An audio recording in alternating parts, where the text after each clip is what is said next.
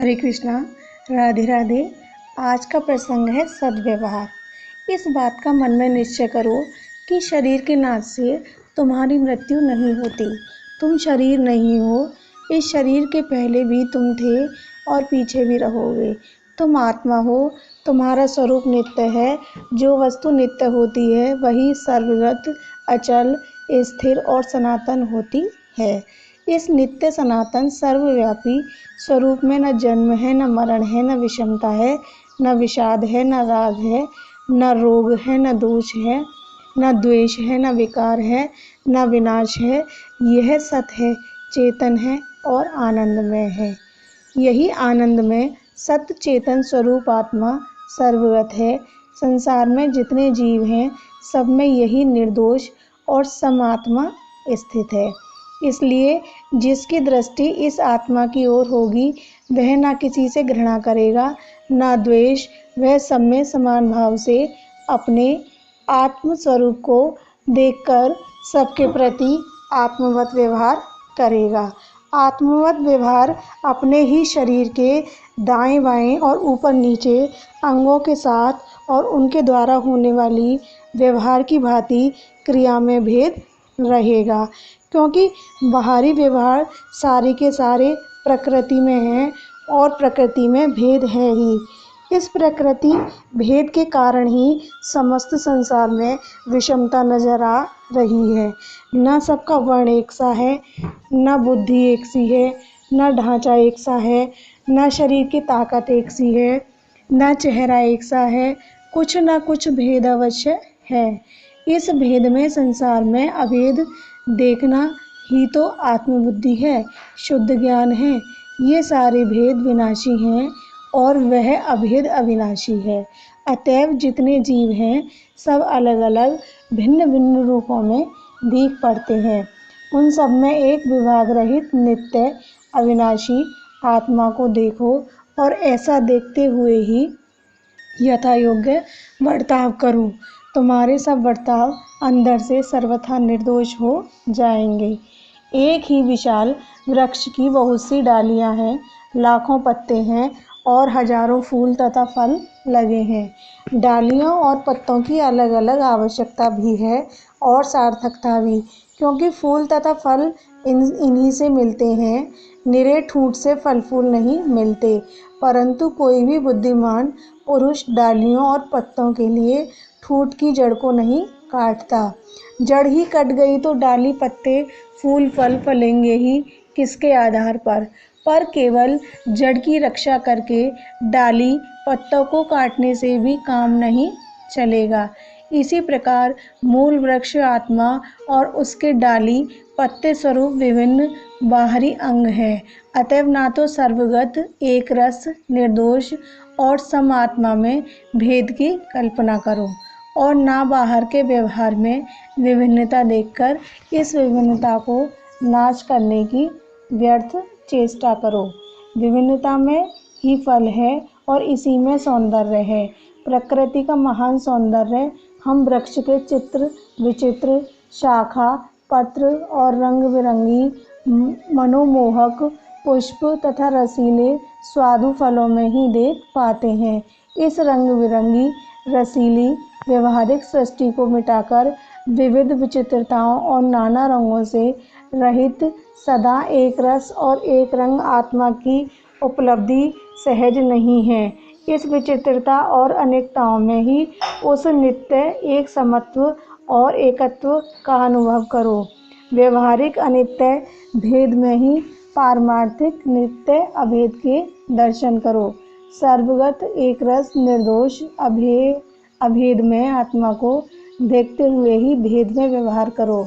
व्यवहार का भेद तुम्हारे मिट नहीं सकता और आत्मा में तुम भेद उत्पन्न कर नहीं सकते। अतएव व्यवहार में आवश्यक भेद रखो, परंतु आत्मदृष्टि रखते हुए भी कहीं आत्मा को भूलकर शरीर और शरीर संबंधी भेदों को ही अपना असली स्वरूप मान लोगे तो राग द्वेष और अपने पराये के अज्ञान और पाप में झगड़े में पड़कर पतित हो जाओगे। तुम भारतवासी हो, हिंदू हो, सनातनी हो, युग प्रांत के ब्राह्मण हो, गृहस्थ हो, पंडित हो, परंतु इन सबके पहले आत्मा हो। इन सभी परवर्ती स्वरूपों की पूर्ति रक्षा करो, सब मर्यादाओं का पालन करो, परंतु वैसे ही जैसे नाटक का पात्र नाट्य मंच पर अपने स्वांग के अनुसार ही खेल खेलता है, लेकिन अपने निज स्वरूप को कभी नहीं भूलता। ये सब केवल तुम्हारे इसी शरीर के स्वांग हैं। आत्मा तुम्हारा स्वांग है। आत्मा तुम्हारा यथार्थ नित्य निज रूप है। तुम मरने पर यूरोप में जन्म ले सकते हो, अहिंदू हो सकते हो, परंतु आत्मा से अनात्मा नहीं हो सकते। अवश्य ही नाटक के उसी पात्र की उन्नति होती है और वही खेल में ऊंचे होती है और वही उस खेल में ऊंचे पात्र की उन्नति होती है और वही उस खेल में ऊंचे स्वांग को पाता है, जो अपने स्वांग के खेल को उसी के अनुसार ठीक ठिकाने से निभाता है, दूसरे की क्रिया भूलकर भी नहीं करना चाहता। यही वर्णाश्रम का रहस्य है। प्रत्येक उन्नतिगामी व्यक्ति को वर्णाश्रम की इस मर्यादा का अवश्य पालन करना चाहिए, परंतु इसी को असली रूप मानकर दूसरे स्वांग से दूसरे देश, जाति, धर्म, प्रांत, वर्ण, आश्रम और आजीविका के कारणों से कभी न घृणा करो, न उन्हें अपने से नीचा समझो। अपने अपने स्वरूप में सभी की आवश्यकता और सार्थकता है और सभी बड़े हैं। जैसे नीचा समझकर दूसरे किसी से घृणा ना करो, वैसे ही ऊंचा समझकर दूसरे किसी की नकल या चाह भी ना करो। एक ही नित्य अविनाशी सत्य चेतन आनंद में आत्मा में यह प्रकृति के विविध खेल हो रहे हैं। यही समझकर और इसी की ओर दृष्टि रखकर नित्य आत्मा का ध्यान करते हुए ही शरीर से यथा योग्य व्यवहार करो। यह आत्मा परमात्मा ही सनातन अभिन्न अंश है। परमात्मा ही स्वरूप है, परंतु जब तक इसकी स्थिति प्रकृति में है तब तक यह जीवात्मा कहलाता है और तब तक इसे प्रकृतिजन्य गुणों को भोगना तथा गुणों के संग से अच्छी बुरी योनियों में जाना पड़ता है। असंग, अक्रिय, नित्य आनंद में होने पर भी इसे प्रकृति स्थित होने से सुख दुख का भोग करना पड़ता है। इस प्रकृति में से अहम को निकालकर उसे सत और आनंद में स्वर्गगत अविनाशी और आत्मा में स्थापित करो और प्रकृतिजन्य गुणों के फंदे से छूटकर सुख दुख से अतीत अनामय आनंद में बाहरी स्थिति को प्राप्त हो जाओ। यह स्मरण रखो कि देह में स्थित होने से जो सुख दुख भोगी जीवात्मा कहलाता है, वही साक्षी रूप से दृष्टा, अंदर से सच्ची आवाज़ देने वाला होने से अनुमंता, धारण पोषण करने वाला होने से भरता, नियामक रूप में ईश्वर और निर्गुण रूप में परमात्मा है। यह सभी स्वरूप एक ही काल में एक ही भगवान में है। सिर्फ कार्य विभिन्नता से स्वरूप भिन्नता है। यही उनकी अनिर्वचनीय लीला है। इसी समग्र परमात्मा के मुख्यतः दो नित्य स्वरूप है, एक अव्यक्त, दूसरा व्यक्त। अव्यक्त में दो भेद हैं, एक अव्यक्त निर्गुण और दूसरा अव्यक्त सगुण।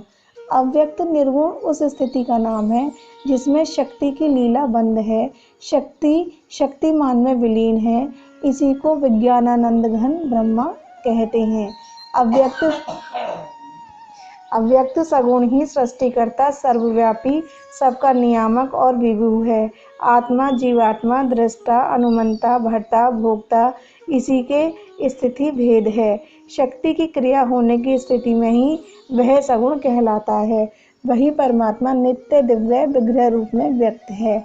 इसी के श्री राम कृष्ण आदि अवतार रूप विष्णु, शिव, देवी, ब्रह्मा, सूर्य आदि दिव्य स्वरूप हैं। इन सब स्वरूपों को कदापि स्वरूपतः और तत्वतः अलग अलग मत मानो। एक एक के ही अनेक अव्यक्त और व्यक्त लीला वपु हैं। अपने इष्ट रूप के अनन्य भक्त रहो। शेष सब रूपों को या तो उसी में विलीन करके सर्वत्र सर्वदा सर्वथा एक उसी को देखो सुनो। विलीन न कर सको तो सब रूपों को अपने उस एक ही लीला में इष्ट देव के विभिन्न स्वरूप समझो।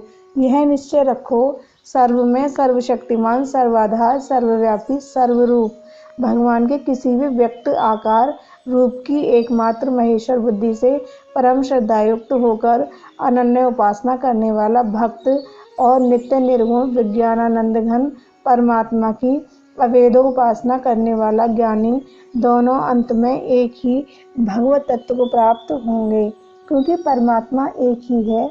अवश्य है लीला में साकार स्वरूप का अनन्य उपासक श्रेष्ठ योगवेत्ता पुरुष प्रेम के अलभ्य रस को विशेष रूप से उपलब्ध करेगा। भगवान के नित्य विग्रह श्री राम, श्री कृष्ण आदि स्वरूपों को कभी जन्मने और मरने वाला समझकर इसकी अवहेलना न करो। इसका प्रादुर्भाव और तिरोभाव अथवा प्राकट्य और अंतर्धान होता है, न कि जन्म मरण। जो लोग इनके अज अविनाशी महेश्वर रूप परम पुरुषोत्तम भाव को न जानकर इन्हें जन्म से मरने वाले मनुष्य समझते हैं, उनकी बातों पर विश्वास कभी न करो और परम श्रद्धा के साथ इन दिव्य स्वरूपों का अपनी अपनी रुचि के अनुसार ध्यान भजन करते रहो। यह भगवान की योग माया का बड़ा प्रभाव है। योग माया का पर्दा डालकर प्रकट होने के कारण ही तो हम मूढ़ लोग अज और अविनाशी भगवान को न पहचान कर श्री राम कृष्ण रूप को मायाबद्ध मानव रूप कहते हैं।